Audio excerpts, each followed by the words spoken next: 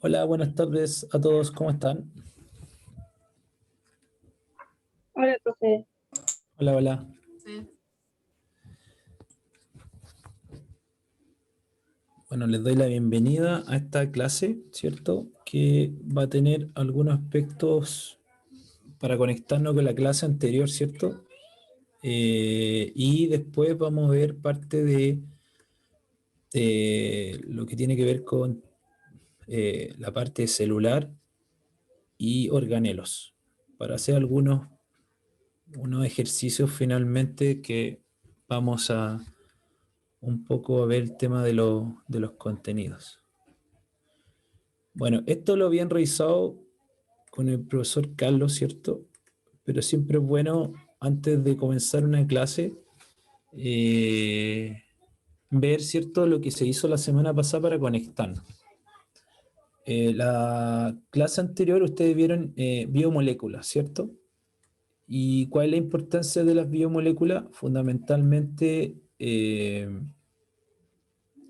que tienen muchas funciones que permiten el buen funcionamiento, la estructuración y la autonomía de una célula, ¿ya?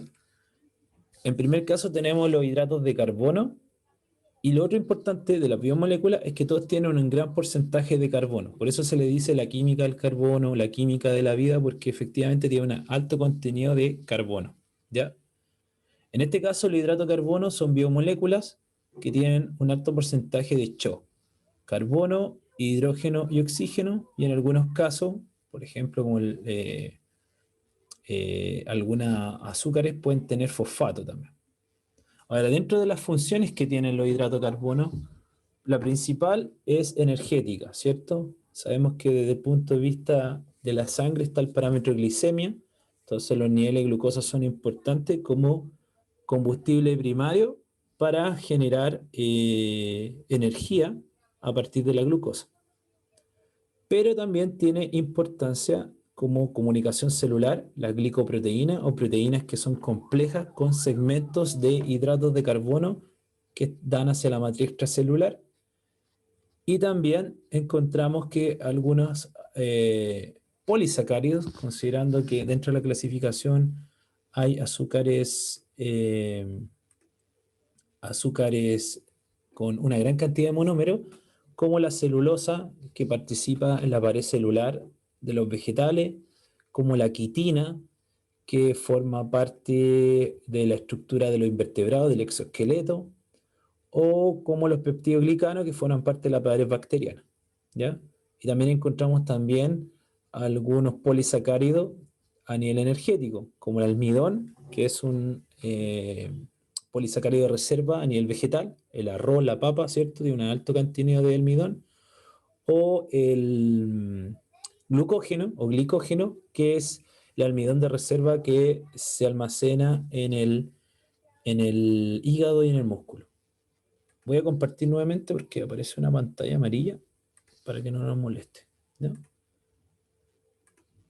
Entonces, si ustedes se dan cuenta, los hidratos de carbono hay varias maneras de clasificarlo, desde el número de monómeros de hidratos de carbono, monosacáridos, dentro de los cuales encontramos una subclasificación dependiendo del grupo funcional químico que tengan. Si tiene un grupo aldehído se denominan aldosas, si tiene un grupo que está en el carbono 1, si tiene un carbonilo cetona en el carbono 2 se llaman cetosas. Y también esta clasificación se puede dar dependiendo del número de carbonos que tenga esto.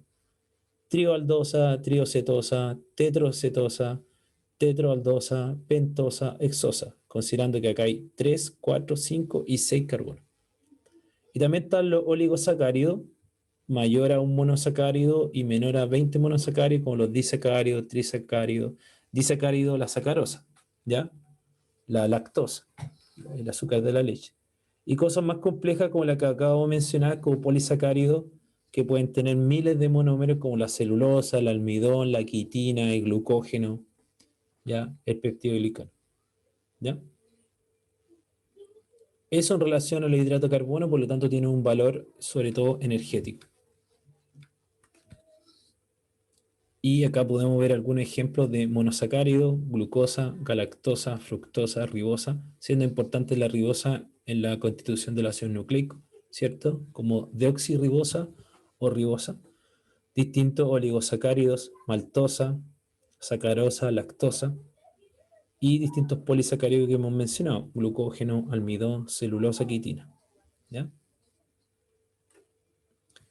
Otra biomolécula que es importante, sobre todo por su capacidad menor de interacción con el agua, porque si consideramos todas las biomoléculas, tenemos los hidratos de carbono, las proteínas y los ácidos nucleicos, y en general, esas tres biomoléculas que acabo de mencionar tienen una buena interacción con el agua, que es lo que en mayor porcentaje, cerca de un 70%, está contenido en una célula.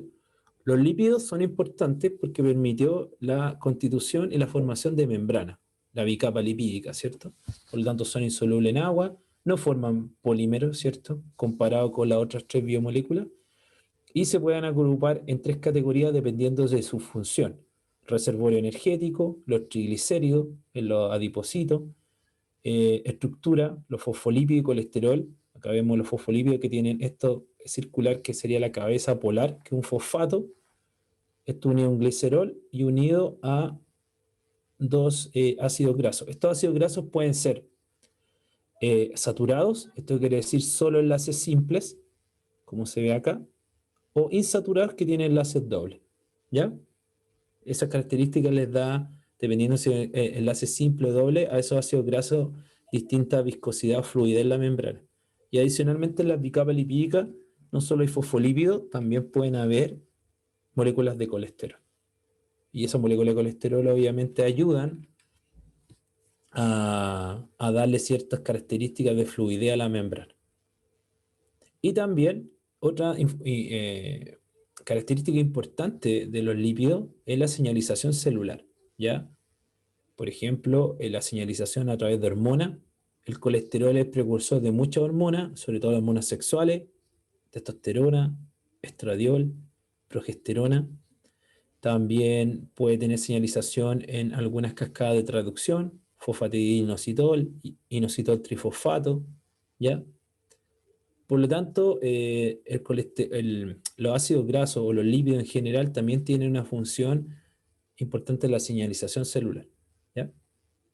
Ahora, alguno de ustedes preguntará, bueno, acá también comentó recién que energía también son los azúcares.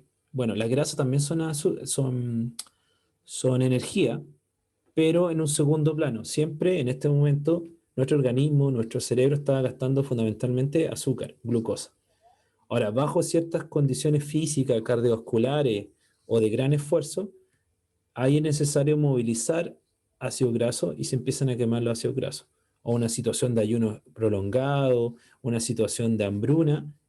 Cuando ya no tenemos azúcar en el hígado con forma de glucógeno, empezamos a echar mano a los ácidos grasos de reserva, ¿ya? Y otra cosa que vieron con Carlos fue el tema de las proteínas, ¿cierto? Las proteínas quizás dentro de la funcionalidad deben ser de las más importantes, porque si ustedes se fijan ahí abajo, tiene una gama enorme de funciones. Ahora, las proteínas, después del agua, que en una célula es el 70% agua, el 15% del peso de una célula son proteínas, por lo tanto tiene una trascendencia muy significativa. Y las proteínas están formadas de 20 aminoácidos, ¿ya? Dentro de los cuales algunos 10 son esenciales. Esto quiere decir, debemos incorporarlos en la dieta diaria, y los otros 10 los podemos sintetizar o tenemos las vías metabólicas para sintetizarlos. Ahora, un aminoácido está compuesto de un carbono quiral, un carbono que está unido a 4 enlaces que tienen distintos grupos químicos: un grupo amino que siempre va a caracterizar a los aminoácidos, que tiene carácter básico; un grupo carboxilo que tiene carácter ácido; un hidrógeno; y un R. El R es lo que diferencia o genera todos los distintos aminoácidos, 20 aminoácidos, que se pueden clasificar en polares, apolares, hay aromáticos, ¿ya? Algunos tienen grupo amino, carboxilo, un sulfidrilo, ¿ya? Y la unión de estos dos aminoácidos entre sí por un grupo amino de un aminoácido, como se ve acá, y el grupo carboxilo de otro aminoácido, genera la condensación, forma un enlace peptídico y la salida de una molécula de agua. Por lo tanto, las moléculas de agua en las reacciones metabólicas es muy importante. Lo mismo que pasa con los monómeros de azúcar. Cuando se unen dos monómeros por los grupos hidroxilo, forma un enlace glucosídico y también hay pérdida de agua. Entonces, son reacciones del punto de vista metabólico bastante comunes y le da importancia el agua en otro nivel, a nivel de reacciones metabólicas. Y ustedes pueden ver en esta lista una serie eh, de, de estructura, de funciones asociadas a la función proteica, estructural, colágeno, histona, proteína de citoesqueleto, tubulina, microtúbulos, filamentos de actina, señalización y transporte de membrana, receptor de insulina, canales iónicos, receptores, enzimática, las distintas enzimas, tirosina hidroxilasa, pepsina, amilasa salival pancreática, anilasa carbónica, hormonal, insulina, glucagón, oxitocina, tiroxina, hormona del crecimiento, defensiva, todos los anticuerpos, ¿cierto? Que de alguna manera no defienden y reconocen ciertos patógenos, transporte de nutrientes, hemoglobina, lipoproteína, albúmina, ferritina, que transporta hierro. Desde el punto de vista nutricional, lactoalbúmina, gliadina, ¿ya? Por ejemplo, la clara de huevo es un aporte nutricional de proteína para el ovocito de gallina, ¿ya? Reguladora, las ciclinas que regulan el ciclo celular, cuando vemos G1, S, G2 y la fase mitótica. Contracción, dineína, actina, miosina, todo lo que tenga que ver con contractibilidad muscular o de flagelos. Y homeostática, albúmina, que regula como tampón el equilibrio osmótico y el pH a nivel plasmático. Por lo tanto, las proteínas cumplen una sinfín de funciones y quizás dentro de las biomoléculas es la que tiene más diversidad de funciones biológicas asociadas a las células. ¿Ya? Antes de pasar a los contenidos, y que esto era una especie de recordatorio en relación a la clase anterior, no sé si tienen alguna consulta, duda, algo que no haya mencionado, que sea de importancia.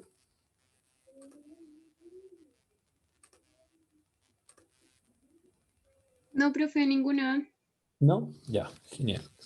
Ahora, lo importante siempre de las biomoléculas es saber bien las funciones.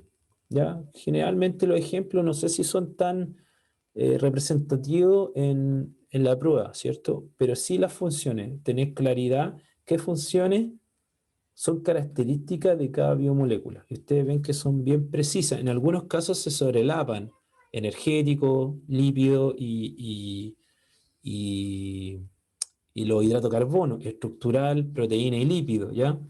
Pero tienen funciones bien características y bien particulares, lo cual lo hace difícil que se produzca alguna como error o duda en relación a eso, ¿ya? Bueno, nos toca hoy día revisar estructuras celulares, organización y estructura de actividad celular, y en esta bonita imagen que vemos acá como un GIF, podemos ver primero pseudopodos, ¿ya? Que son extensiones de la célula frente a quimiotaxis, algún agente patógeno, lo que hacen los macrófagos, o frente a algún elemento químico que puede ser nutricional, ¿ya? Y ahí vamos a ver que tiene importancia el citoesqueleto a través de los filamentos de actina, que se van reorganizando para esto. De hecho, voy a dejar pasar esta imagen ahí, y ustedes pueden ver parte del núcleo ahí, acá, ¿ya? Ahora, en la siguiente imagen, este es el movimiento de cloroplastos que se llama ciclosis, ¿ya? Que se da en la célula en general. Ese modelo puede ser de Lodia, que es una planta de acuario, ya que se ve al microscopio. Bueno, la teoría celular es bastante importante en el desarrollo del conocimiento. Tenemos que pensar que hasta hace 400 años atrás, poder ver el mundo microscópico era un poco imposible o improbable, hasta que a mediados de 1600, un científico británico, Robert Hooke, acuñó el término célula. En realidad no vio una célula, vio un corte fino de corcho, muy similar al que se ve ahí, con un microscopio bastante rudimentario, pero él asumió que lo que veía ahí eran células o celdillas, ¿ya? No vio células, pero acuñó el término célula. Posteriormente, alrededor de 10, 12 años después, otro científico europeo, Anthony van Leeuwenhoek, hizo una actualización, una modernización de este microscopio, ¿ya? Que son bastante pequeños. Si los buscan en internet en algunas páginas van a ver que son bastante pequeños y todavía se mantienen en los museos, como una pieza de museo de la historia de la ciencia, ¿ya? Y él vio en un charco de agua pequeños animalitos, él lo describió como pequeños animalitos que estaban en el agua, o denominados animáculos. Y por lo tanto fue la primera apreciación de organismos pequeños vivos. Recordemos que en esa época probablemente había muchas enfermedades como el día de hoy, considerando que ahora hay una pandemia, pero en ese tiempo todavía se consideraba la generación espontánea como una manera de ver o el origen de los organismos vivos. Esto fue totalmente ya desechado por distintos experimentos, por los experimentos de Pasteur y por la acuñación de los postulados de la teoría celular, que fue hecho a mediados de 1800 por los científicos Schleiden, Schwann y Virchow, los cuales postularon lo siguiente: la célula es la unidad estructural de la vida o de los seres vivos. La célula es la unidad funcional de un organismo y toda célula proviene de otra célula. O sea, no puede existir un organismo que no esté constituido de células. Ahora, ¿por qué se llama teoría celular? Porque durante esos 200 años, desde que se desarrolló el primer microscopio hasta el postulado de 1850 aproximadamente, con Schleiden, Schwann y Virchow, se determinó que había tanta evidencia, más otros experimentos adicionales, que la vida se abre camino a través de células. Y todo organismo vivo está constituido por lo menos de una célula, como en el caso de los procariontes, y ya en el caso de los eucariontes, que son mucho más diversos y más desarrollados, pueden ser pluricelulares. Entonces, cuando hablamos de teoría en ciencia, se habla de algo que está casi dogmático, tiene mucha evidencia a favor que describe que efectivamente es así y no hay excepciones, ¿ya? Y a partir de eso, obviamente, se empezaron a hacer los dominios, los reinos y los distintos filum que generan la filogenia de la clasificación de especies, ¿ya? Por lo tanto, la célula la entendemos como la unidad básica y funcional de la vida. Algo que no esté constituido por célula no lo puedo considerar vivo. Ahora, ¿hay ciertas diferencias y similitudes entre una célula eucarionte y procarionte? Sí. Una de ellas es el tamaño. Las células eucariontes son mucho más grandes que una célula procarionte, ¿ya? Ver células eucariontes en microscopio óptico es bastante simple y se puede ver varios, se puede ver cloroplasto, núcleo, pared celular, ¿ya?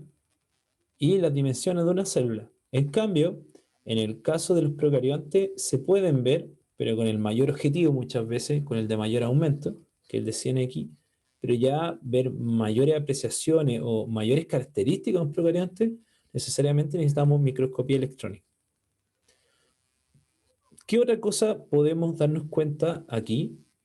Es que fundamentalmente las células eucariontes tienen una bicapa lipídica. En cambio, las bacterias poseen una pared celular o una pared bacteriana. Bueno, en las células vegetales existe pared celular, pues está confeccionada o constituida de celulosa. En cambio, en las bacterias, como la que se muestra acá, la pared celular está constituida de péptidoglicano, ¿ya? Otra cosa que podemos ver es que la célula eucariota está sumamente compartimentalizada, o sea, tiene compartimentos, tiene separaciones que permiten generar organelos con funciones bien determinadas. ¿ya? Por lo tanto, tiene una compartimentalización nuclear donde se almacena el, el, el nucleolo y el núcleo, ¿cierto? Tiene una compartimentalización en material genético y, y por otra parte, las bacterias no tienen esa compartimentalización, aunque donde se mantiene el material genético dentro de, como el citoplasma bacteriano, se llama nucleoide. Otra característica importante es que a partir de la lámina nuclear o de la carioteca se empieza a expandir diversos organelos endomembranosos, como el retículo endoplasmático rugoso, liso, posteriormente el aparato de Golgi, lisosoma y peroxisoma, ¿ya? Y otros organelos que fueron adquiridos en el proceso evolutivo, como las mitocondrias, en el caso de los animales, y mitocondria y cloroplasto en las células vegetales. Y todo esto obviamente no se encuentra en el procarionte, porque el procarionte es una célula más basal, más básica, más primordial, y el único organelo que puede tener son los ribosomas, ¿ya? Lo cual carece de compartimentalización. También uno puede decir que el ADN en general de las bacterias tiende a ser circular, con un plasmidio, en cambio acá el ADN es lineal, ¿ya? Por lo tanto, ahí podemos ver una serie de diferencias que existen entre las células eucariontes y procariontes. Bueno, las células eucariontes pueden formar organismos pluricelulares, las células procariontes no pueden formar organismos pluricelulares. No obstante, pueden generar colonias, comunidades bacterianas, ¿ya? Pero no son organismos pluricelulares, no es un todo, no es un organismo, ¿ya? Ahora, dentro de las células eucariontes encontramos dos linajes, ¿ya? Que tuvieron un ancestro común de célula eucarionte ancestral, y encontramos la célula animal y la célula vegetal. Hay algunas diferencias, fundamentalmente la célula animal tiene centriolo o un centriolo que después se duplica en el proceso mitótico, que permite formar el uso mitótico y dividir los cromosomas al material genético, ¿cierto? Para generar dos células idénticas en el proceso mitótico. Y la principal diferencia, eso en relación a la célula vegetal. Y ahora en relación a las células vegetales, fundamentalmente son dos las diferencias. Uno, que tiene una pared celular que le da rigidez, resistencia al almacenar una gran cantidad de agua o al ver cambios de presión, que es muy factible que ocurra en las plantas, la cual carecen la célula animal, y la pared celular está constituida de celulosa, un polisacárido que recién vimos, ¿cierto?, en el repaso de hidratos de carbono. Por otra parte, tiene una gran vacuola que su función es almacenar agua, considerando que hay grandes cambios en la presión osmótica y además las plantas tienen que mantener la turgencia, ¿ya? La capacidad de almacenar agua, de mantenerse erguidas, que tengan el tallo y la hoja, ¿ya? Y por otra parte también tenemos los cloroplastos, que es otro organelo, al igual que las mitocondrias, que fueron adquiridos en algún momento evolutivo de la célula eucarionte, que le da la capacidad o la autonomía a las células vegetales, porque las células vegetales o las plantas o las algas se definen como organismos autótrofos, porque a través del cloroplasto y la fijación de la luz del sol pueden generar sus propios nutrientes, sus propios componentes energéticos. Muy distinto a las células animales o en general el reino animal, que para poder generar energía necesitamos comer, digerir, tener un sistema digestivo primitivo o más avanzado, pero necesito comer, nutrirme para obtener aminoácidos, para obtener hidratos de carbono, para obtener ácido nucleico, para obtener lípidos que permitan construir y generar el metabolismo apropiado o la autosustentabilidad de una célula, ¿ya? Entonces, esas son las principales diferencias que existen hasta el día de hoy entre la célula vegetal y la célula animal, ¿ya? En tamaño difiere. En general las células vegetales tienden a ser un poco más grandes que las animales, pero depende del linaje, ¿ya? Depende del linaje celular, pero en general están dentro de los mismos rangos de tamaño. Y obviamente ambas son mucho más grandes que los procariontes, ¿ya? Bueno, dentro de toda esta estructura o estructuración de organelos o componentes subcelulares, vamos a comenzar con el límite, la frontera que tiene la célula, que es la membrana plasmática. La membrana plasmática es una bicapa lipídica, ¿ya? Que permite almacenar en su interior agua, denominado citoplasma, y también permite separar el medio interno, ¿cierto? Que donde van a estar los organelos, el núcleo y el citoplasma del medio extracelular. Y esta bicapa lipídica está constituido principalmente de distintos tipos de fosfolípidos, que no son más que dos ácidos grasos, dos cadenas hidrocarbonadas que pueden ser saturadas o insaturadas, con un grupo fosfato que le da la polaridad para interaccionar con el agua del medio extracelular o con la parte interna que sería el citoplasma. Y entre estos distintos fosfolípidos que pueden existir, fosfatilcerina, fosfatiletanolamina, fosfatilcolina, también coexisten o comparten parte de la membrana algunas moléculas de colesterol, que es un esteroide, que tiene una estructura muy distinta a estos ácidos grasos. Y dentro de esta membrana pueden ver que hay inserto distintas proteínas, proteínas extracelulares que solo están en la cara extracelular, proteínas intracelulares que solo están hacia la cara interna, o proteínas de transmembrana o integrales que pueden ser transportadores, pueden ser canales iónicos o receptores que permiten el traspaso de información, nutrientes, moduladores, etcétera, desde el medio externo hacia el medio interno o viceversa. A este modelo, en la década de los 70 hasta el día de hoy se denomina mosaico fluido, porque aunque uno acá lo vea como de forma estática, ¿cierto? En realidad esto tiene una fluidez. Y las proteínas también se van moviendo dentro de este mar de grasa lípidos que son los fosfolípidos y el colesterol. Además, ustedes ven, considerando lo que vimos hace un momento el repaso, muchas proteínas pueden tener proteínas conjugadas. Pueden ser glucolípidos, sea proteínas con inserciones lipídicas, o pueden ser,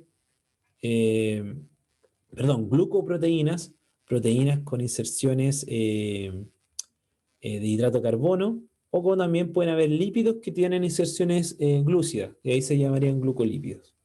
Por lo tanto, la membrana externa permite generar una matriz extracelular o conectarse con otros linajes o con otras células y generar un tejido continuo. Y la parte interna de la membrana va a tener interacción con el citoesqueleto, que son las distintas proteínas que le dan soporte y estabilidad a la célula. ¿Ya? Por lo tanto, ¿cuál es la función de esta membrana?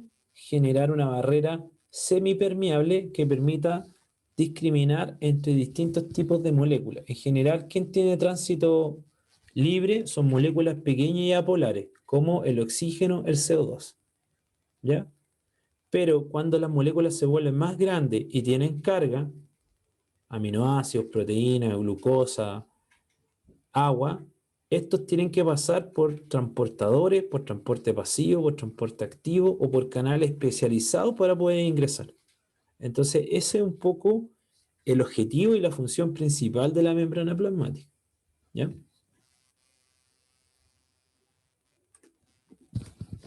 Profe, Sí, dígame. tenía una duda. En la ¿Mm? guía aparece mencionado el glucocálix, pero tengo como una confusión ahí, porque la verdad es que no sé si glucocálix se refiere solamente a las glucoproteínas y a los glucolípidos o a toda la parte de la membrana que está en contacto con el exterior. No sé El si glu- se entiende mi sí, pregunta. sí. El glucocálix es las proteínas que tienen estos segmentos o polisacáridos o ciertos azúcares que están hacia el exterior. Ahora, la matriz extracelular es lo que conecta esa membrana o esta bicapa lipídica con estas proteínas glucocálix con proteínas como colágeno otro linaje de fibroblastos, otros tejidos que están afuera. Pero el glucocálix se le llama a eso, a las proteínas de membrana o integrales que tienen, se aprecian afuera desde el exterior con, forman un complejo con azúcares dentro de su propia proteína. A eso se le llama glucocálix.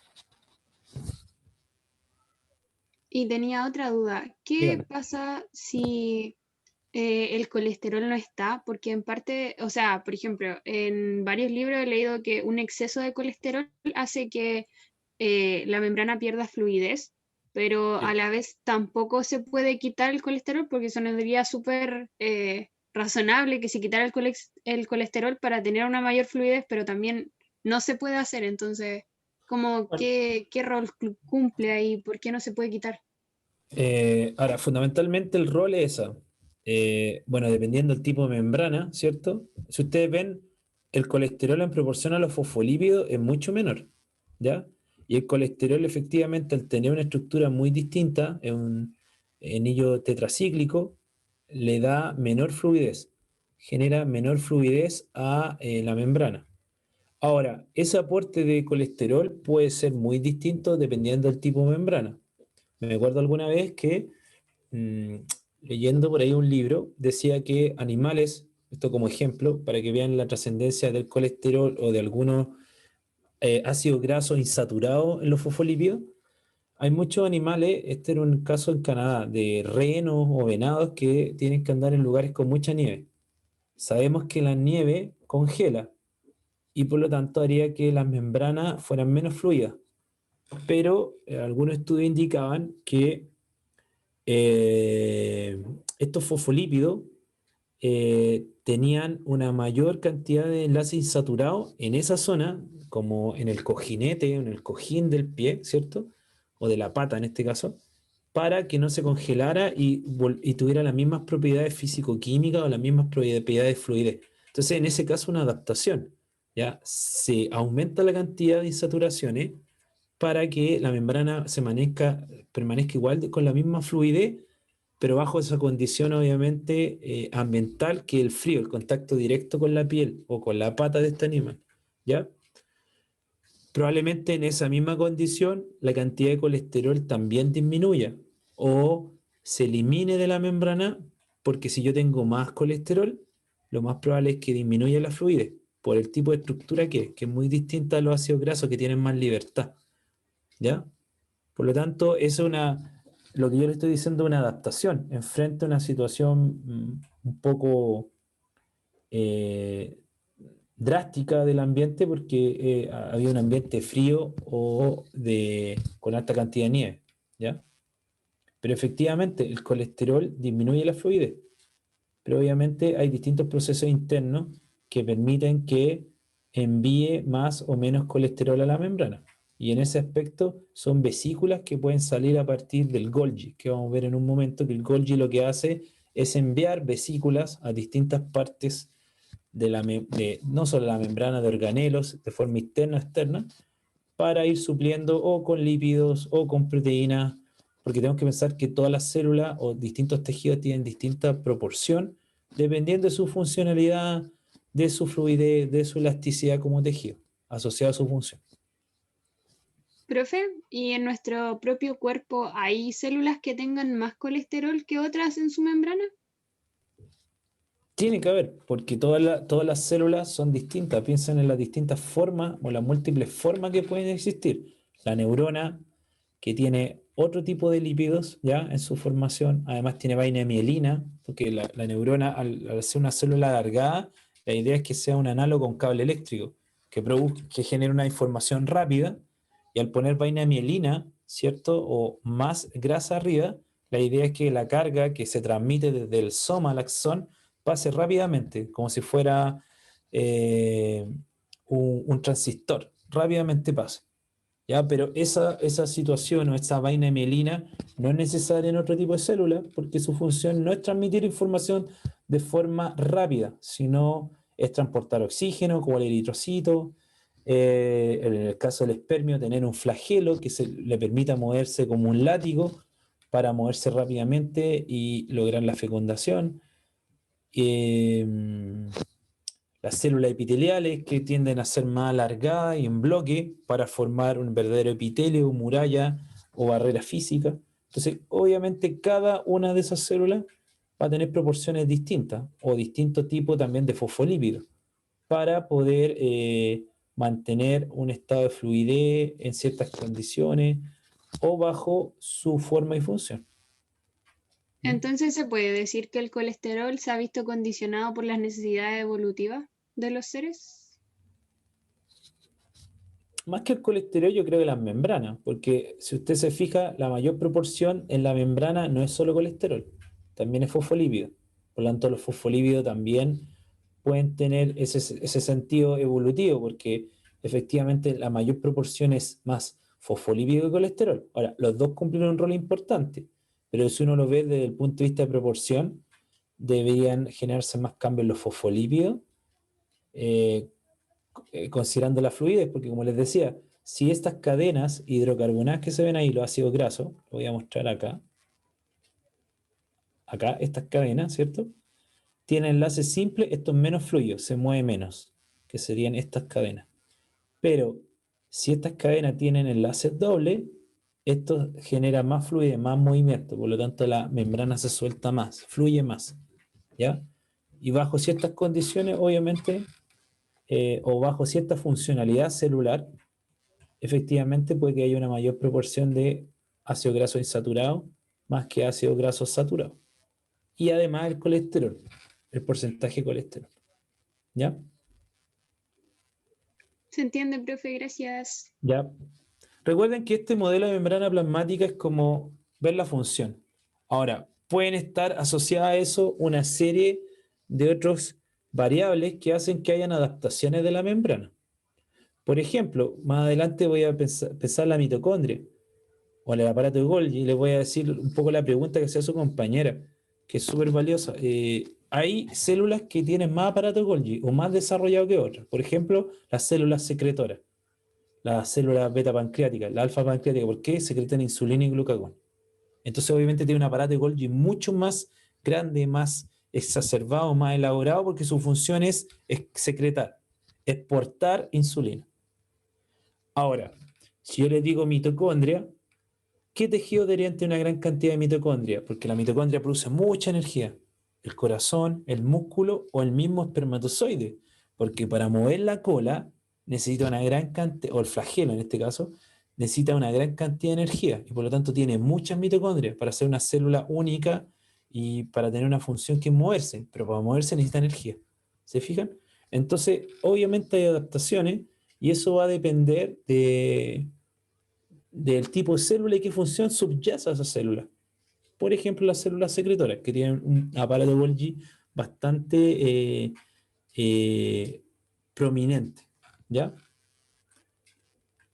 Bueno, acá vamos al núcleo y acá tenemos unas bonitas imágenes de marcaje de núcleo, ¿ya? Y donde se puede ver el nucleolo. Estas son imágenes de fluorescencia. Y en el caso del eucarionte, esto le da una organización, le da una compartimentalización y el núcleo resguarda el material genético, ¿ya? Donde hay una lámina nuclear. Esta lámina nuclear es de filamento intermedio, de un tipo de proteína del citoesqueleto, y parte de la membrana nuclear, si ustedes ven, tiene poros nucleares. ¿Y para qué sirven los poros nucleares? Para la comunicación y el tránsito de cargos. Piensan que tienen que entrar ciertas proteínas o la RNA polimerasa, la ADN polimerasa, obviamente en su unidad es más pequeña, entra y se tiene que formar al interior para generar los procesos de transcripción, traducción. Dentro del núcleo se forma el ARN mensajero, y el ARN mensajero ¿por dónde va a salir? Por esos poros nucleares, inmediatamente está el retículo endoplasmático rugoso, que está rodeado de ribosomas, los cuales toman este ARN mensajero y lo traduce en una proteína. Por lo tanto, el núcleo es sumamente importante porque están todas las características, están todos los genes que van a derivar en la formación de distintas proteínas, enzimas, etc. ¿Ya?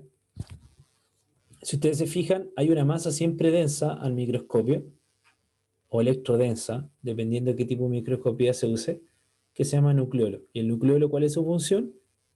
Sintetizar ARNs y ciertas proteínas que van a ser como ARN ribosomales, el tema del esplesiosoma, que es una estructura que permite madurar o generar la maduración del ARN. Recuerden que en los eucariontes el ARN es mucho más grande que el procarionte porque tiene secuencias que codifican y no codifican, exones e intrones. Entonces, estos ARN especializados, que se llaman plesiosoma, le quita los intrones y quedan solo los exones. Y queda un ARN mensajero maduro que al salir se traduce y genera una proteína en particular. Por lo tanto, cualquier error en el núcleo, en un gen, lo que llamamos mutaciones, pueden haber mutaciones puntuales, pueden haber mutaciones cromosómicas, puede conllevar a una enfermedad genética. ¿Ya? Por lo tanto, el núcleo con esto resguarda, compartimentaliza. Su material lo resguarda en un núcleo especializado en almacenar la función genética. Ahora, ¿este núcleo desaparece en algún momento? Sí. ¿En qué momento desaparece? Cuando hay mitosis. Cuando hay mitosis, cuando la célula se va a duplicar y el material genético está duplicado, el momento que yo veo los cromosomas, ¿cierto? Que son estas X representativas donde está ultra condensado, empaquetado el ADN, y ahí el núcleo de la lámina nuclear desaparece. Esto desaparece en la primera etapa de la mitosis, en profase. Y obviamente después, ya cuando llega la telofase, la parte final de la mitosis, vuelve a instaurarse, vuelve a formarse el núcleo, hasta que vuelva a crecer la célula para formar nuevamente un proceso mitótico cuando estén las señales adecuadas para ese proceso. Por lo tanto, ¿cuál es la función del núcleo? Resguardar el material genético. ¿Ya? Dentro de este material genético encontramos los ácidos nucleicos, ya como biomoléculas. Y estas biomoléculas de ácido nucleico encontramos que tienen un alto porcentaje de CHO, carbono, hidrógeno, oxígeno, pero sobre todo de nitrógeno. Esta es una de las moléculas junto con las proteínas o los aminoácidos que tiene un alto porcentaje de nitrógeno, porque puede formar distintas bases nitrogenadas. Puede formar las purinas, que son bicíclicas, y las pirimidinas. ¿Ya? Y los nucleótidos que son una pirimidina o una purina unida a un azúcar, que puede ser ribosa, en el caso del ARN, que sería ribosa, o deoxirribosa ADN. ¿Cuál es la diferencia? Si ustedes ven la estructura acá de la ribosa del ARN, en el carbono 1, 2, tiene un OH. En cambio, el ADN deoxi perdió un hidroxilo, no tiene ese OH. ¿Ya? Esa es la principal diferencia. Estructuralmente son iguales. La diferencia es en el OH del azúcar. Y ambas tienen un fosfato. De ahí el nombre ácido nucleico, porque este fosfato le da el carácter ácido y como se almacena en el núcleo, se le denomina ácido nucleico. Ahora una pregunta para ustedes. ¿Solo encuentro material genético en el núcleo? ¿O encontramos en otros organelos? ¿Y las mitocondrias? Perfecto. ¿Y Cloroplastos. en los cloroplastos? ¿Ya? Ya, ese es una pregunta capciosa que quizá pueden preguntar. ¿Solo en material genético, ADN o nucleótidos ahí? No, puedo encontrar también en los cloroplastos y en las mitocondrias. ¿Ya? Si ustedes se fijan, esto siempre se une así. Tengo acá los nucleótidos del ADN son 4, adenina, timina, citosina y guanina. Y estos son los mismos, citosina, guanina, adenina, pero de vez de timina que hay, uracilo. ¿Ya? Es la diferencia. El ADN es bicatenario, quiere decir que forma una doble hebra, y el ARN es monocatenario, forma una sola hebra. No obstante, pueden haber interacciones entre el propio ARN para formar cosas más bicatenarias. Por ejemplo, el ARN ribosomal, el ARN de transferencia que está asociado a la traducción. ¿Ya? Por lo tanto, los ácidos nucleicos son los que conforman el material genético y también a los distintos tipos de ARN. Y la unión de los monómeros o de estos nucleótidos, ¿cierto? Adenina, timina, guanina, citosina en el ADN, o adenina, uracilo, citosina y guanina, se unen a través de un enlace fosfodiéster, o sea, a través del grupo fosfato. Por lo tanto, eso es lo que sería análogo al enlace glucosídico, los hidratos de carbono, o enlace peptídico en el caso de las proteínas. ¿Ya? Bueno, acá vemos una imagen bastante hermosa de microscopía, que es el citoesqueleto. Al igual, de forma análoga a nuestro esqueleto óseo que nos da estabilidad, resistencia, rigidez, soporte. Bueno, la célula también tiene su propio citoesqueleto o un esqueleto microscópico y que está conformado de 3 tipos de filamentos. Los microtúbulos, que son los más grandes, que están formados de tubulina, y los microtúbulos tienen importancia, como se ven ahí, para formar el uso mitótico en la mitosis. Forman el tema de los flagelos, como el flagelo del espermatozoide. Después vienen los filamentos intermedios, porque se llaman filamentos intermedios, porque son los filamentos que están entre el mayor microtúbulo y los filamentos de actina. Y los filamentos de intermedio, me vuelvo un poco hacia atrás, forman parte de la lámina nuclear. La lámina nuclear está constituida de filamentos intermedios. Y por último están los microfilamentos, filamentos de actina, que pueden formar el anillo contráctil de actina cuando se produce la citocinesis o citodiéresis cuando termina la mitosis, o también está asociado a la movilidad celular. ¿Recuerdan la primera imagen de la presentación que le dije que era con unos pseudopodos, pies falsos que se formaban?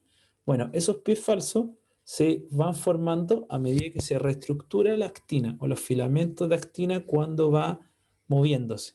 Y acá es lo que vemos. Si ustedes ven, la actina se va reestructurando, ¿se fijan? Y se va sintetizando y degradando para ir formando eso y se va retrocediendo. Se llaman pseudópodos, ¿ya?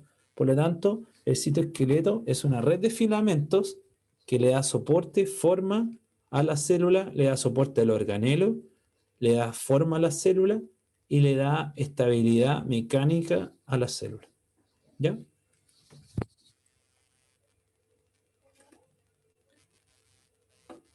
Bueno, dentro de los organelos endomembranosos encontramos el retículo endoplásmico o endoplasmático. ¿Ya? Si ustedes se fijan, es una extensión de la lámina nuclear, ¿ya? Eso va generando cisternas, ¿ya? Como espacios aplanados de membrana de dos tipos. Una, que el microscopio se ve rugosa, como con protuberancia, es debido a que el retículo endoplasmático rugoso tiene unida ribosomas, ¿ya?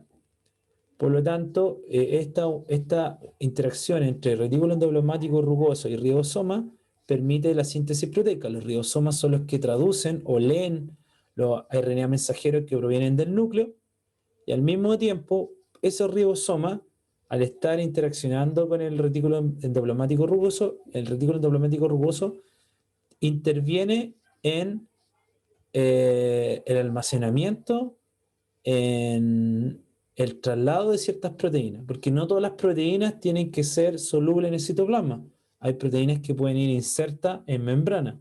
Por lo tanto, el retículo endoplasmático rugoso puede llevar hacia su interior algunas proteínas que pueden ser de secreción, por ejemplo, como la insulina, o proteínas que pueden ser canales iónicos, receptores o proteínas integrales que tienen que permanecer en la membrana, ¿ya? Por lo tanto, ahí hay una relación entre el retículo endoplasmático rizo y ribosoma.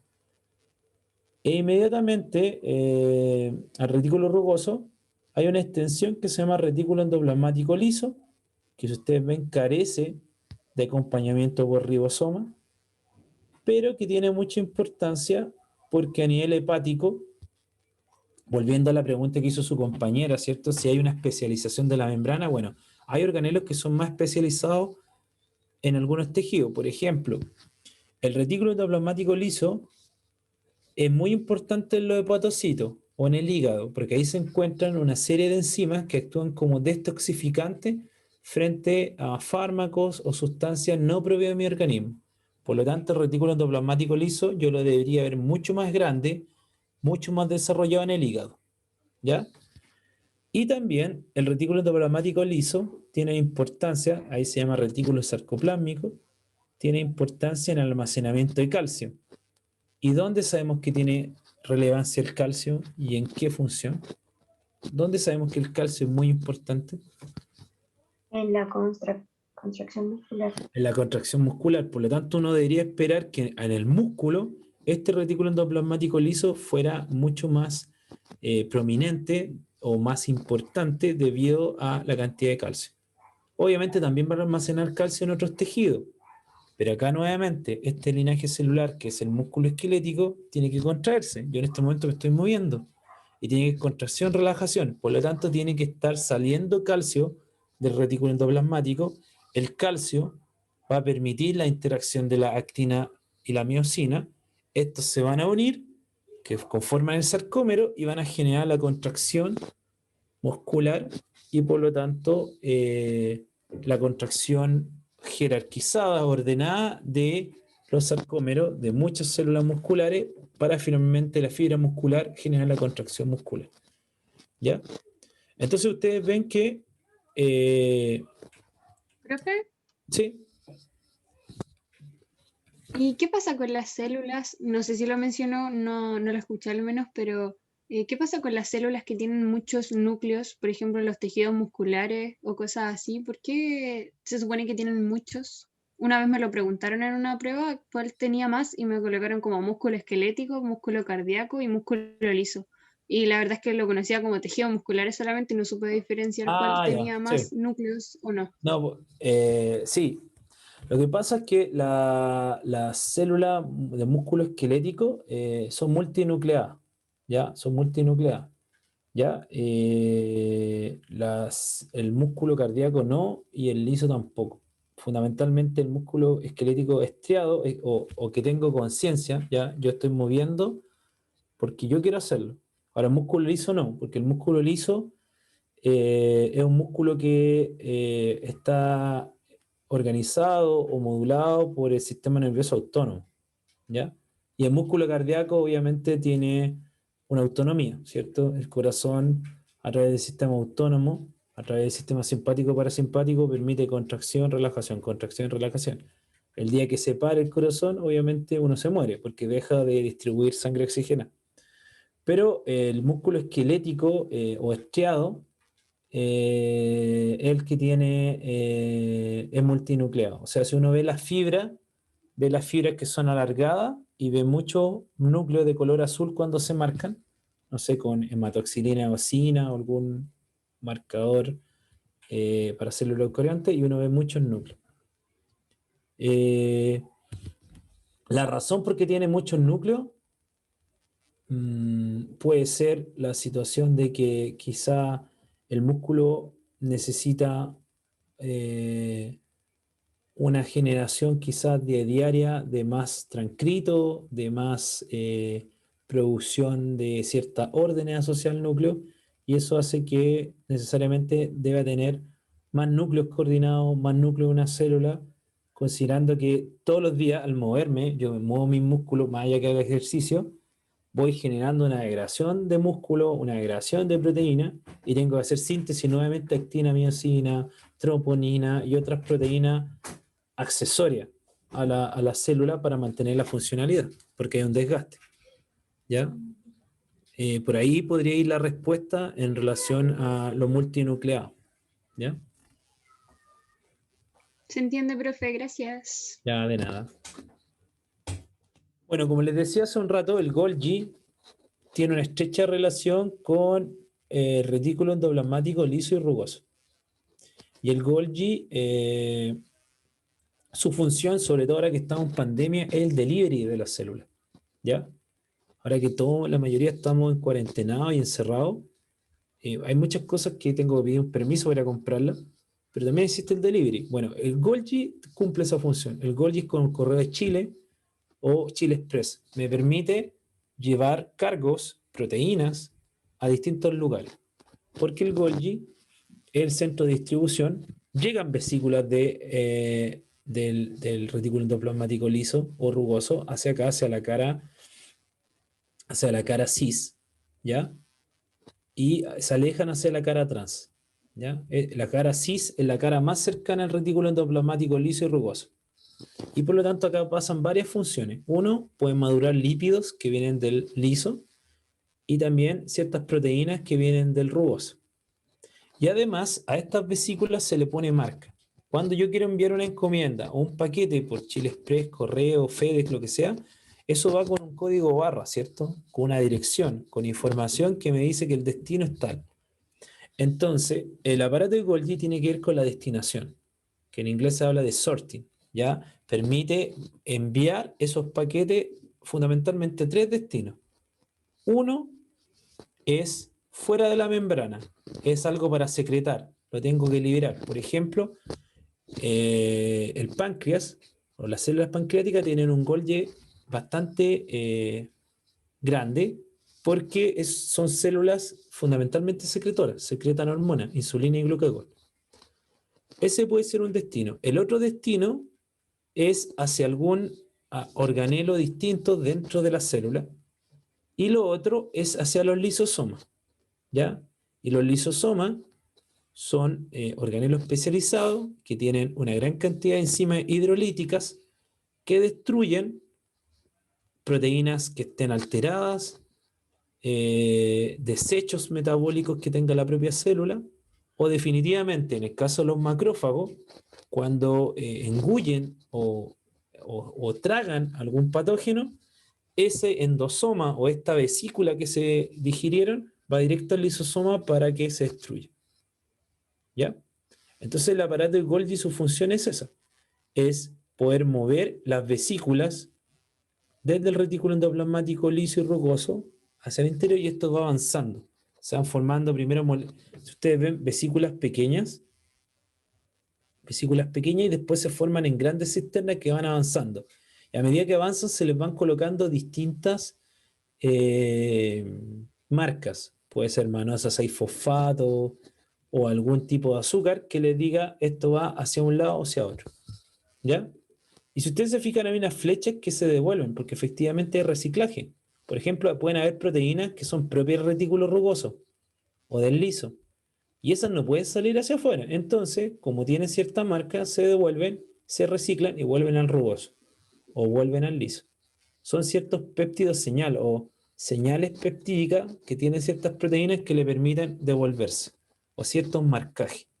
¿Ya? Y eso permite que el Golgi sepa qué cosas vuelven, qué cosas se van de forma permanente. ¿Ya? Y el aparato de Golgi también, al igual que el retículo endoplasmático rugoso y liso, es lo que denominamos organelo endomembranoso, que son propios de los eucariontes, porque los procariontes no tienen este tipo de membrana y de organelos con esa funcionalidad. Entonces acá podemos ver un poco la red Golgi, la red de retículos rugosos. Si se fijan, comenzamos acá, salió algo del núcleo, ¿cierto? Un ARN mensajero, se tradujo, se generó una proteína. Esta proteína puede quedar afuera como proteína citosólica, como se ve acá, o definitivamente va a quedar arraigada en el interior del retículo o en la membrana. Eso es súper importante. Si la proteína queda en el citoplasma, si queda en el citoplasma, la proteína significa que la proteína, su destino al citoplasma. Puede ser una enzima, algo del citoplasma. Va a quedar ahí. Pero si la proteína queda, si ustedes ven, en el interior del retículo, como se ve acá, esa proteína lo más probable es que se exporte. Se genere una vesícula y se lleva al Golgi. Porque puede ser insulina, porque es una proteína de Golgi, porque son una enzima del lisosoma. Pero también pueden haber proteínas que queden en la membrana, ¿se fijan? Y esto puede ser un receptor, una proteína integral, una proteína del glucocálix. Entonces esta proteína queda en la membrana, se lleva a la vesícula y esta se destina a la membrana para que quede inserta. Se fijan que justo está en la posición que en la membrana, por lo tanto esa vesícula después se lleva al Golgi y del Golgi lo manda con un marcaje especial para membrana para que quede inserta en la membrana.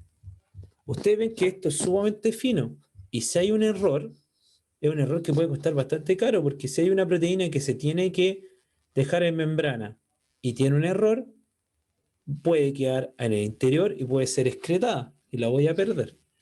Por lo tanto, cada proteína tiene señales específicas. No voy a andar en eso porque eso ya más como a nivel universitario, pero cada proteína o cada vesícula tiene una señal y esa señal le da destino o membrana o otro organelo o definitivamente que la vía secretoria es el lisosoma. Tiene que degradarse. Es una proteína envejecida, es una proteína con algún daño, es una proteína con alguna alteración y por lo tanto se destruye el lisosoma. De hecho, el lisosoma es como el centro de reciclaje de la célula. ¿Ya? Entonces, en esta bonita imagen podemos ver eso. Como también hay proteínas citosólicas que se le hacen ciertos marcajes y pueden ir de destino a la mitocondria o al cloroplasto, considerando que la mitocondria y el cloroplasto tienen sus propios ribosomas, pero hay ciertas proteínas que no las tienen y que en este proceso de simbiosis que existe entre la célula y estos organelos que fueron adquiridos en el desarrollo evolutivo, eh, le transportan o llevan algunas proteínas que no son propias de estos organelos. ¿Ya? Profe, ¿Sí? y al estarse realizando este proceso continuas veces, podríamos decir que las proteínas son las biomoléculas más abundantes en las células. Sí, no solo por eso, porque desde el punto de vista del peso seco de una célula, después del agua, que es el 70% de la célula, el 15% es proteína. Entonces las proteínas por lejos, después del agua, vienen las proteínas. Entonces las proteínas exactamente son la biomolécula de las 4 que mencionamos más abundantes. ¿Ya? Por las distintas funciones que tienen, enzimáticas, proteínas de membrana, transporte, canales iónicos, transportador, enzima y toda la parte muscular. Piensen que todos los músculos que nosotros tenemos son gran parte de proteínas. Entonces, actina, miosina, tubulina, filamentos de actina, filamentos intermedios. ¿Ya? Pero sí, Entiendo, profe, efectivamente. gracias. Ya. Bueno, los dos organelos que también siguen a los endomembranosos y que son formados a partir de el Golgi o tienen origen vesicular son los lisosomas. Se fijan que uno de los destinos del Golgi siempre va a ser los lisosomas. Y los lisosomas, como bien les decía hace un momento, es el centro de reciclaje, como el basurero, entre comillas, de las células, donde van a ir proteína alterada, desechos, o definitivamente desde afuera, cuando un macrófago engulle a un patógeno, termina en el lisosoma para ser destruido. ¿Ya? Hay algunas enfermedades bien dramáticas de los lisosomas. Hay una enfermedad que se llama enfermedad de Pompe. Si pueden en algún momento buscar una película que se llama Medidas Extraordinarias. Y ahí hablan de un problema en relación a una enzima que no tiene o carece o está mutada de los lisosomas y genera un problema muscular. ¿Ya? Basado en un caso real. ¿Ya? Se llama Medidas Extraordinarias.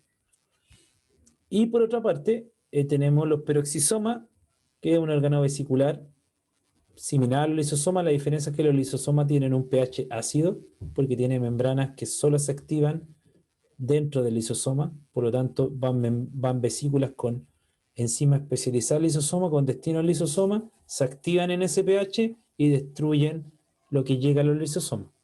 Y los peroxisomas también es un organelo vesicular pequeño que posee enzimas digestivas, pero que tiene que ver con el catabolismo, el procesamiento degradativo de ácidos grasos y de reacciones redos como la producción de peróxido de hidrógeno. Por lo tanto, ¿dónde encontramos alta cantidad de peroxisomas? En un tejido que es detoxificante, el hígado. ¿Ya? Y también hay enfermedades bien complejas con los peroxisomas, como Gaucher,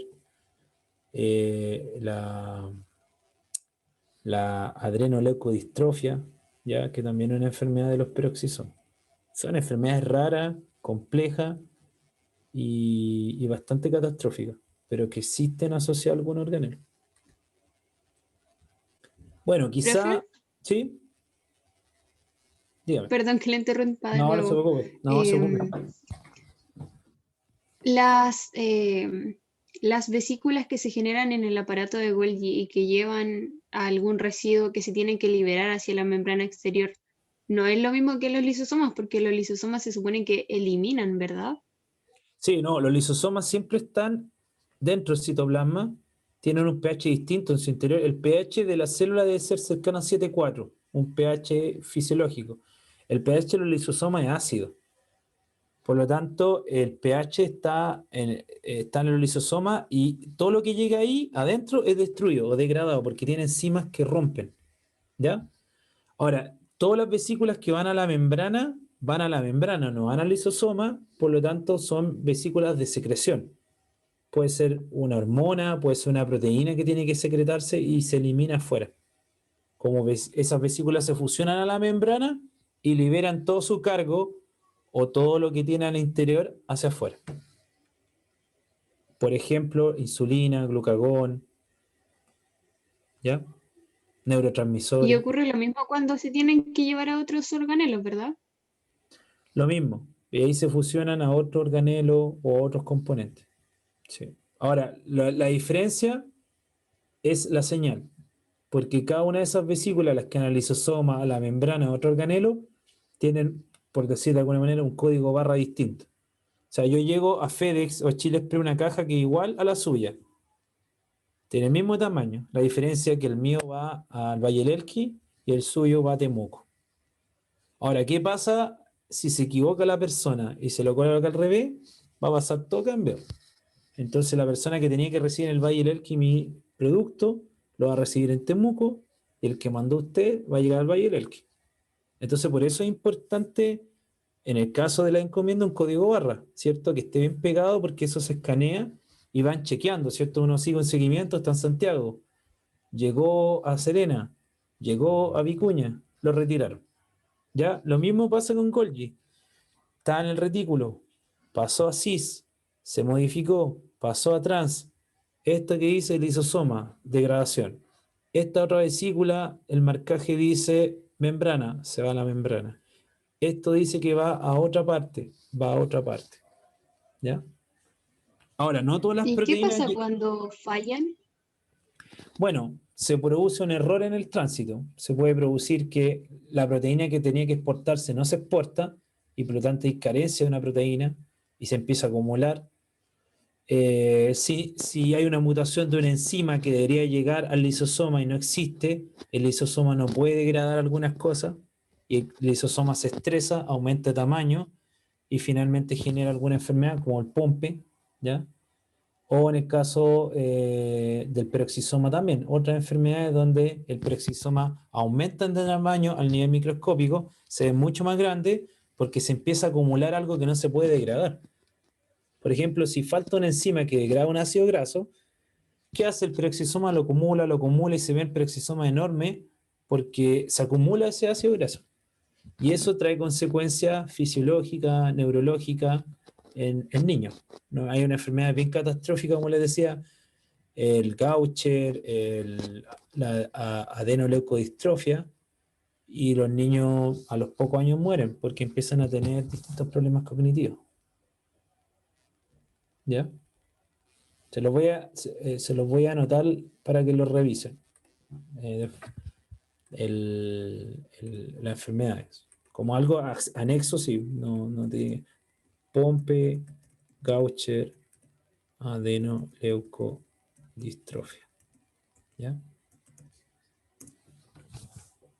¿Ya? Para que lo revisen, ahí se van a dar cuenta un poco algunas imágenes cómo aumentan los lisosomas y los peroxisomas. ¿Ya? Gracias, profe. Nada de nada. Bueno, y la mitocondria, quizá de los organelos más geniales, porque esta es la verdadera fábrica de energía que tiene la célula. ¿Ya? Quizá el gran salto evolutivo de una célula ancestral que no tenía mitocondria a la célula actual que tiene mitocondria es que pasó a ser una fábrica de energía. Y si ustedes ven, la mitocondria definitivamente es una bacteria, ¿ya? Porque solo tiene ribosoma, tiene un nucleoide, tiene una membrana interna y externa, no una bicapa lipídica, es muy pequeño, se reproduce por fisión binaria.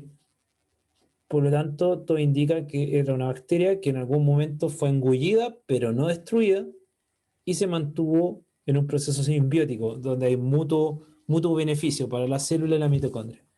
Y aquí es donde se produce toda la energía, a través de procesos como el ciclo de Krebs o el ciclo del ácido tricarboxílico o del ácido cítrico y la fosforilación oxidativa. El ciclo de Krebs ocurre acá, en la matriz mitocondrial o citoplasma de la mitocondria, y en las crestas mitocondriales ocurre el proceso de fosforilación oxidativa. ¿Ya? Ahora, hay tejidos que tienen también una gran cantidad de mitocondrias, los tejidos musculares, el espermatozoide, porque como están en un constante trabajo mecánico de contracción, necesitan una gran cantidad de energía.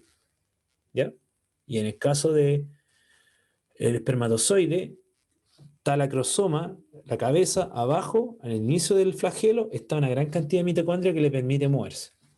Y un dato un poco anexo. ¿Quiénes dan las mitocondrias? En cada uno de ustedes, la mujer.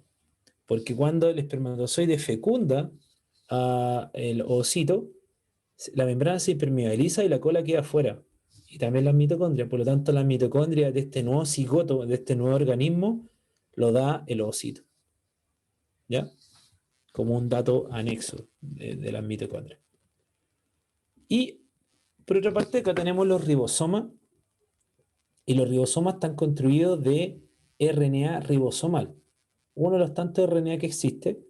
Y este RNA ribosomal, que tiene dos subunidades, lee el RNA mensajero que viene del núcleo, y este RNA mensajero tiene tripletes, ya tiene unidades de 3 letras, ya, que le denominan codón, y dentro del sitio del ribosoma tiene 3 sitios, ya, un sitio de reconocimiento que es el A, donde llega un tRNA, que es un tRNA, un RNA que lee, que tiene la capacidad de leer ese triplete de letras del RNA mensajero y que coloca un primer aminoácido, como se ve acá en esta figura. ¿Se fijan? Entonces entra uno en el A, una vez que lo reconoce, este del lado derecho se mueve al lado izquierdo a P, deja vacío el A y entra un nuevo tRNA.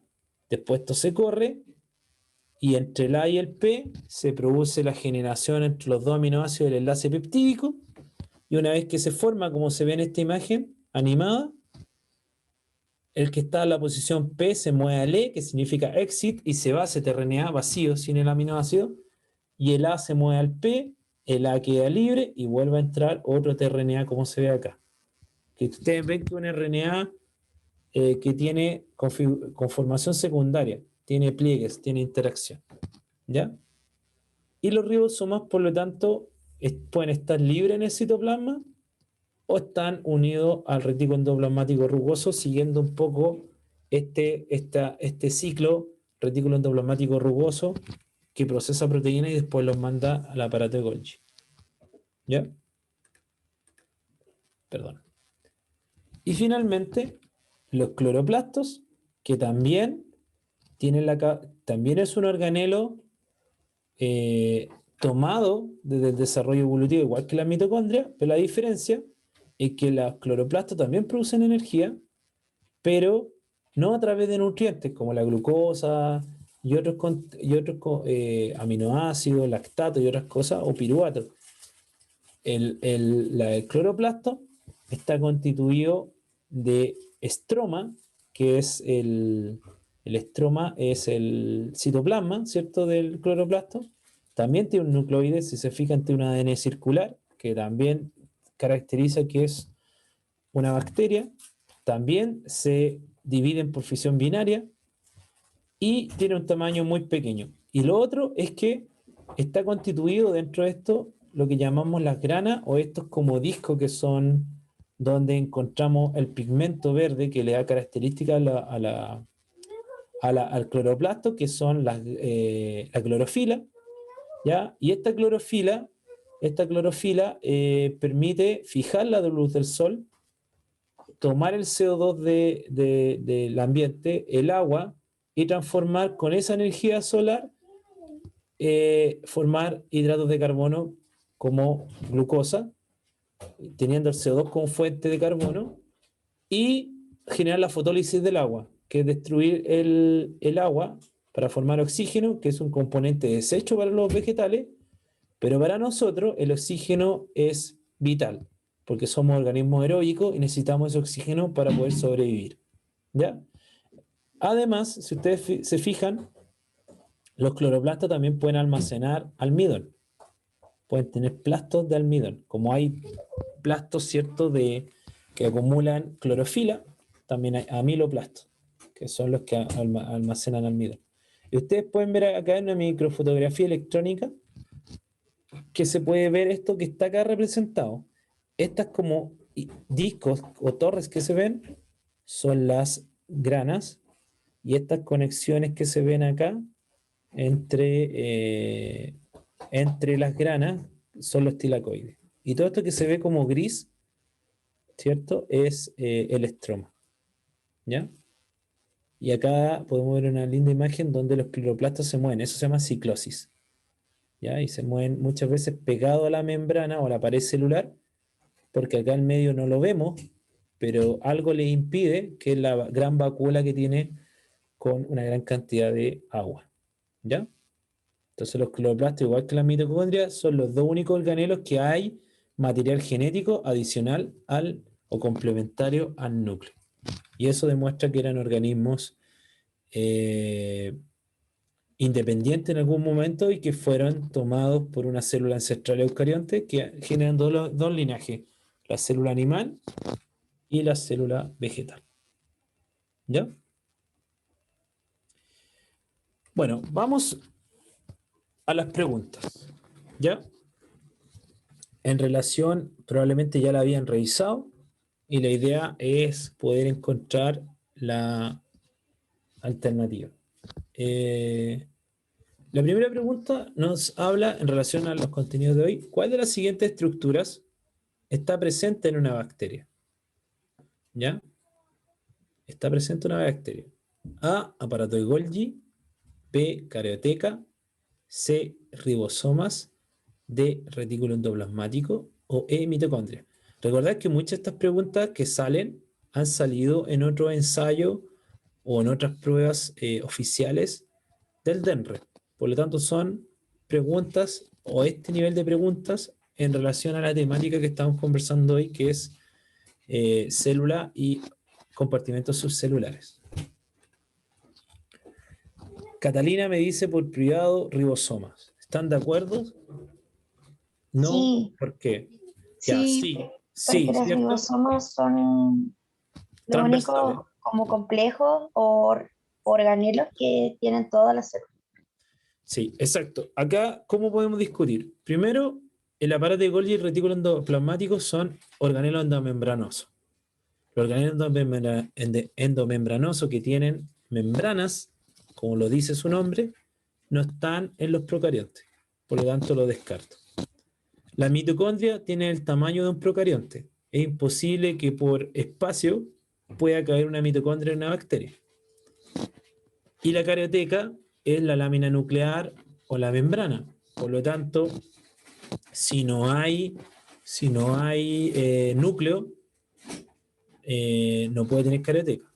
Y efectivamente los ribosomas son transversales tanto en procarionte como eucarionte, y en este caso, que es bacteria, tiene que tener ribosomas porque tiene que tener una manera de poder traducir, ¿cierto?, sus RNA mensajeros. Muy bien, ribosomas. Pregunta 2. En cuanto al retículo endoplasmático, es correcto afirmar que 1. ¿Es una estructura propia de la célula eucarionte? ¿Sí o no? Sí. Sí, ya. Acá hay una estrategia, porque yo sé que cuando ustedes den la prueba, siempre hay nervios, siempre uno se está jugando algo, ¿cierto? Yo siempre estas preguntas que son de selección múltiple, si me dice sí, al tiro con mi lápiz, tacho la B y la C y la E. ¿Ya? Porque si mi sí es categórico y efectivamente una estructura propia de la célula eucarionte, definitivamente B, C y E que no tienen 1, la tengo que descartar. ¿Cierto?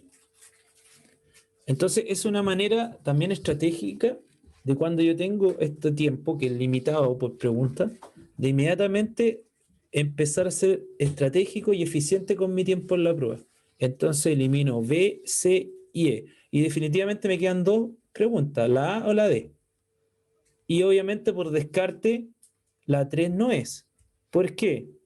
Porque el retículo endoplasmático, porque está hablando del retículo endoplasmático en general, no solo sintetiza lípidos, es el liso. Acá está hablando en general. ¿Solo sintetiza lípidos? No. También hay regulación, procesamiento, síntesis de proteínas. Ahora yo tengo que efectivamente saber si es solo una o también incluye la 2. Y ustedes me dicen. La 2 dice, ¿está conectado con la carioteca o la membrana nuclear el retículo endoplasmático? ¿Hay una continuidad de la membrana nuclear formando el retículo endoplasmático? Me voy a ir hacia atrás para que lo revisen. Vamos a ir al Sí, está retículo. conectado. Exacto. ¿Se fijan? Miren. Ahí hay una... A ver. Ahí. No sé si se lo voy a ver. Mejor acá. Ahí. Está conectado. Eso no lo olviden. Siempre la membrana nuclear genera una continuidad y ahí empieza a formar estos sáculos o túbulos aplanados. La diferencia es que forma 2 segmentos, el rugoso y el liso. ¿Cuál se diferencia? En que el rugoso está asociado ribosomas y tiene una función a nivel de las proteínas. En cambio, el liso carece de ribosomas y tiene una función en el almacenamiento de calcio, en la síntesis de lípidos y en la detoxificación en el caso de los hepatocitos, ¿ya? O del hígado. Entonces, ¿cuál elegimos como alternativa? ¿Todos estamos claros qué alternativa elegiríamos? La D. La D, ya la D, ¿ya? Ojo siempre, eso después me lo enseñó, eso que les dije de tachar y eso, como la eficiencia, cuando ya llegué a la universidad, ¿ya? Porque cuando bueno, en mi caso di la prueba de actitud académica, uno está nervioso y tiene una hora y algo y ve las preguntas y como que a veces, incluso hay a veces preguntas en la misma prueba que contestan otra pregunta de la prueba. Si uno tiene un poco de memoria fotográfica y va mirando y de repente le preguntan algo que sabe que no es y después le preguntan lo que está ratificando que no era. Entonces uno, a ver, la pregunta 7 igual a la pregunta 12, acá me está respondiendo algo que tengo en la pregunta 2. Entonces estoy ratificando información. Ahora, uno con el nerviosismo de la prueba como que se pierde y uno responde nomás. Pero a veces hay esa información en todas las pruebas, sea de ciencia o no. Entonces es importante a veces tener tranquilidad y mirar y decir, mira, acá hay algo que me puede ayudar o ratificar la respuesta que tenía antes. ¿Ya? Esta pregunta es del 2021, o sea, para el proceso de este año. La tabla describe 3 tipos celulares. Es una tabla donde me pone tipo celular, procarionte, vegetal, animal, o sea, son eucariontes estos dos y un procarionte. O sea, esto es un distractivo, porque las 2 células vegetal, animal son eucariontes. Límite externo, procarionte parece celular. S es lo que quiero responder, membrana plasmática. Zona donde se encuentra el ADN para el procarionte. R, núcleo, T. Entonces, acá con tantas cosas que hay, debo ser ordenado. Y siempre mirar, obviamente, las letras. Acá lo primero que me dice, ¿a qué estructuras celulares corresponden ese código? Que puede ser XZ o RST. Respectivamente, esto quiere decir, obviamente, que el primero es el R. Entonces, primero contesto eso. Y nuevamente tacho. ¿Cuál será? ¿Dónde se encuentra el ADN? Hay 2 respuestas, núcleo y nucleoide. Es un procarionte. ¿Dónde se encuentra el ADN? En el nucleoide. Nucleoide. Entonces, ¿qué hago en la prueba? Pesco el lápiz, yo voy a hacer lo que quiero con el facsímil. Rayo A, rayo C, rayo D. Porque así mi cerebro se enfoca en las 2 respuestas, B y E. No me interesa C y D porque el R no corresponde al núcleo. ¿Se fijan?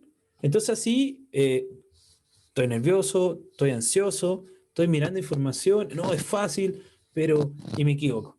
Entonces así yo tacho A, C y D, me queda B y E. Y ahí es mucho más fácil. Entonces cualquiera de las dos podría ser. Sigo al segundo paso. Me dice cuál es el límite externo. Obviamente acá me da una pista, procariante para el celular, animal, membrana plasmática.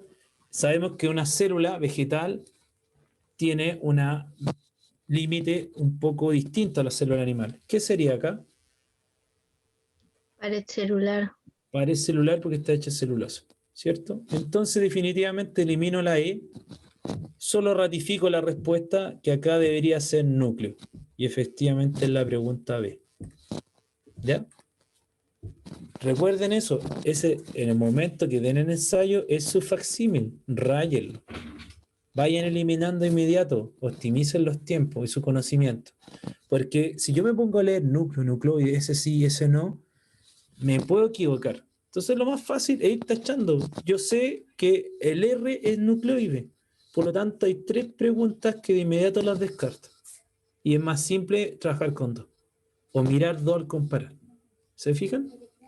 Parece una cosa como, digo, como sencilla, pero a veces no la aplicamos. Y la podemos aplicar en una prueba, no solo en de ciencia, en las otras disciplinas. ¿Ya?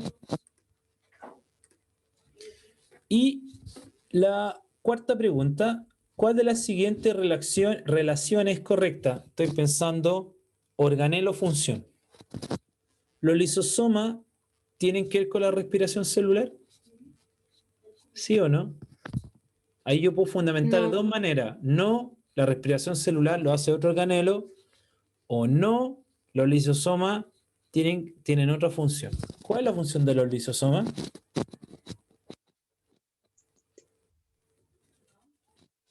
Eliminar sustancias tóxicas de la célula.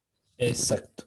Ser como el centro de reciclaje, el centro de degradación de cosas asociadas a vesículas. ¿Y quién tiene que ver con la respiración celular? Con la generación de energía, Las la mitocondria. mitocondrias. ¿Se fija? Ribosomas, síntesis de glúcido, ¿son los que sintetizan azúcares? No. No. ¿Qué No. sintetizan los ribosomas? Proteínas. Proteínas. ¿Ya? Ahora, todas esas respuestas que yo sé, que estoy claro, definitivamente las tacho porque sé y estoy categórico que sé esa información. Ahora, me puede pasar que estando en la prueba tengo entre 2 alternativas. Bueno, ahí obviamente tengo que empezar a fundamentar y buscar la información que me ayude más para contestarla, pero estamos claros que las 2 primeras no. 3. ¿La vacuola sirve para la síntesis de proteína? No. No. No. Resguarda o almacena agua, ¿cierto? D. ¿La membrana plasmática permite permeabilidad selectiva? Sí. Sí. Sí. Y sí categórico, sí. La membrana es mi límite fronterizo, donde se fiscaliza la entrada de sustancias, de nutrientes, de cargos. Ese es mi límite, eso mantiene la homeostasis interna de la célula. Y la mitocondria, obviamente, no tiene que ver con el transporte de sustancias lo hace el Golgi, ¿ya? O parte del retículo también. Por lo tanto, la mitocondria tiene que ver con la respiración celular y por lo tanto la alternativa es la D. ¿Ya? Y finalmente, ¿cuál de las siguientes alternativas corresponde a la función del aparato de Golgi? ¿La síntesis de lípido es parte del aparato de Golgi? No. No. ¿Quién hace eso? El retículo endoplasmático liso. Exacto. Entonces lo descarto.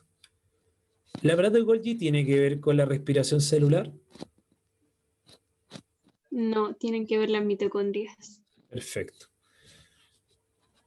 La autofagia, no la mencioné, salía en la imagen, pero la autofagia, auto es propio. ¿Quién? Y fagia o fago es comer. Entonces, comerse a sí mismo, ¿lo generará el aparato Golgi o tendrá que ver con otra estructura organelo? Los lisosomas, No, no Los tiene. lisosomas. No, los lisosomas. Los lisosomas pueden degradar algunos organelos. ¿Ya? Pueden, no sé, degradar mitocondrias que estén dañadas, alteradas. ¿Ya? El aparato de Golgi tiene que ver con el almacenamiento de desechos.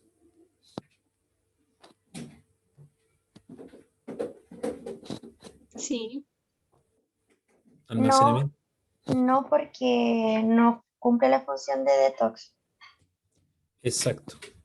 pero, pero igualmente, o sea, yo al menos habría marcado esa porque almacena desechos, pero obviamente para transformarlo en vesículas y ahí eliminarlos. Como que por ese lado entendí la pregunta.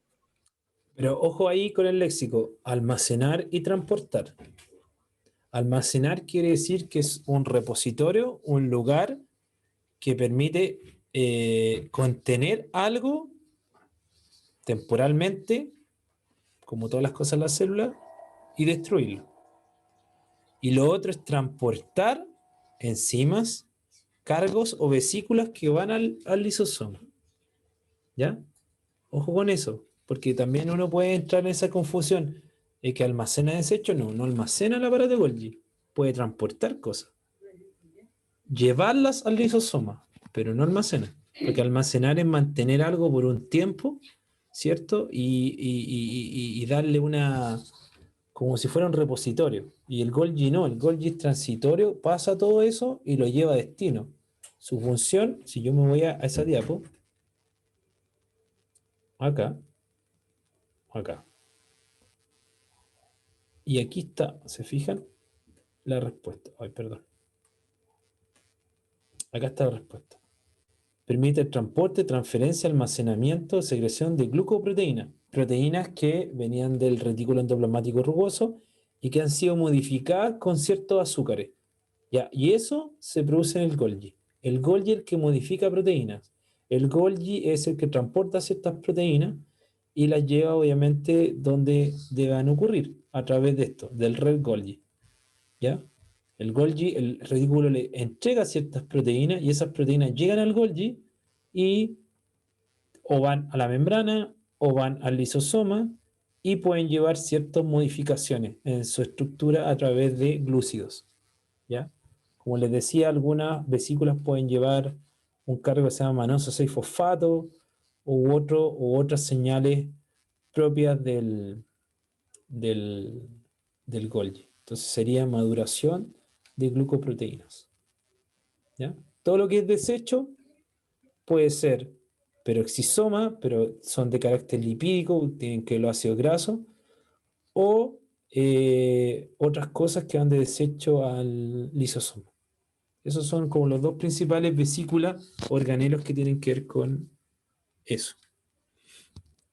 Bueno, Se nos entiende, pasamos. profe, ¿Sí? perdón. No se preocupe.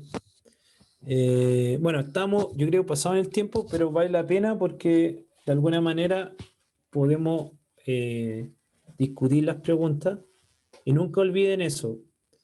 En cualquier ensayo, vayan tachando. ¿Ya? Ahora lo estamos haciendo de forma virtual, pero cuando esté en papel, vayan tachando, porque al tachar, ustedes lo eliminan. De mi cabeza desaparece, ya no me tengo que preocupar. Y ahí, al ir tachando, pueden quedar 2, 3 alternativas y vuelvo a fundamentar con conocimiento y voy acotando mi respuesta, ¿ya? Sobre todo en esas que son esa tabla o 1, 2, 3. Ustedes vieron que tomaron el 1 y desaparecieron varias respuestas inmediatamente, ¿ya? Eso, chiquillos, no sé si queda alguna duda final, inquietud en relación a esta clase. No, profe, ninguna. Ya, pues chiquillos. Solo como manera adicional, Profe, busquen. ¿Sí? Dígame. me quedó una duda acerca de cómo preguntarían en la prueba, por ejemplo, los movimientos de los fosfolípidos. No sé si entra o es materia muy específica, No, como no, no. rotación, reflexión. No, rotación, reflexión, flip-flop. No, por lo menos en el curso de biología general, no creo. En el específico, Habría que ver el temario, pero no creo. Yo creo que eso se ve más en la parte universitaria. Cuando se hace flip-flop, cuando hacen los intercambios.